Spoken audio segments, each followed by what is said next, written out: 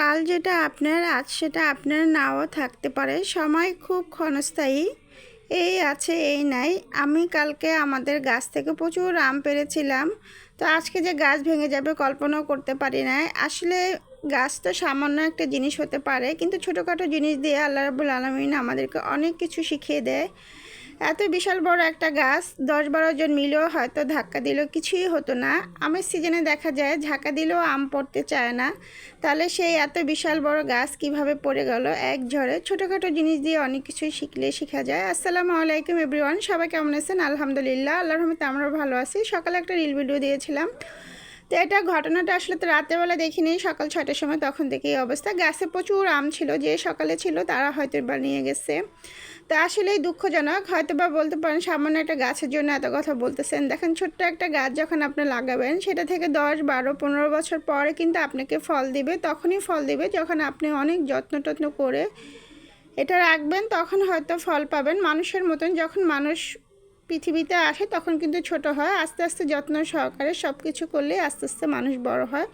তো সামান্য ছোটোখাটো জিনিস দিয়ে আল্লাহ রাব্বুল আলামিন আমাদেরকে অনেক কিছু শিখিয়ে দেয়, আমরা বুঝতে পারি না। এত বিশাল বড় গাছ, মনে হয় 20-30 জন কেন সবাই মিলে ধাক্কা দিলেও কিছু হবে না। সেই গাছ এক মুহূর্তে ঝড়ে পড়ে একদম ধ্বংস হয়ে গেল সব কিছু। তারপর নিজেদের হাতে লাগানো জিনিস খুবই খারাপ লাগে, খুবই খারাপ লাগছে। আজকে মনটাও খারাপ ছিল, তারপরও আমি ভিডিওটা বানাতে চাইনি, তারপরও বানালাম। কারণ স্মৃতি হিসাবে হয়তো আমার গাছটা রয়ে গেল, আর কিছুই বলার নাই। আসলে আমরা জীবনে দেখা যায় অনেক কিছু, অনেক ক্ষেত্রে অনেক সময় ভুল করে ফেলি, কিন্তু আমরা সেটা বুঝি না। তাই বিভিন্ন ঘটনা ঘটে আল্লাহ আমাদেরকে সেই ঘটনাগুলো উপলব্ধি করার জন্য হয়তো বুঝিয়ে দিয়ে যায়।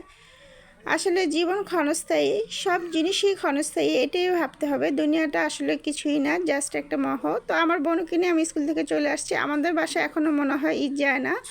তো হচ্ছে আমার কাজিন সিস্টার, আমার মামাতো বোন, ওদের 12 মাসে ঈদ লেগেই থাকে। আর ওরা কলেজ ভার্সিটিতে যায়, ছোট মানুষ, সেই জন্য সবসময় মেহেদি লাগাতে পছন্দ করে। আর আমাদের বাসায় হালুয়া খেতে আমরা খুবই পছন্দ করি। তো এখানে একটা আজকে গাজরের হালুয়া বানাবো।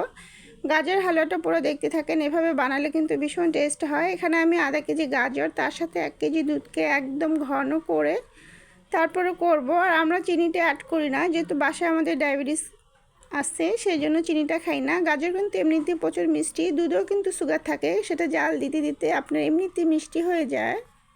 তো এই সমস্ত খাবারগুলো দেখা যায় খুবই টেস্টি হয় যখন আপনি টেস্ট করে বানাবেন। খাবারের ক্ষেত্রেও দেখা যায় আপনি অনেক কিছু যখন শ্রম দিবেন তখনই কিন্তু একটা খাবার সুস্বাদু হয়। আপনি যাবেন আর আসবেন, তখন সেটা কিন্তু আসলে মজা লাগে না। সব কাজের ভিতরে একটা ধৈর্যের ব্যাপার থাকে, ধৈর্য সহকারে যে কাজটা করবেন সেই কাজ কিন্তু এমনিতেই ভালো লাগে।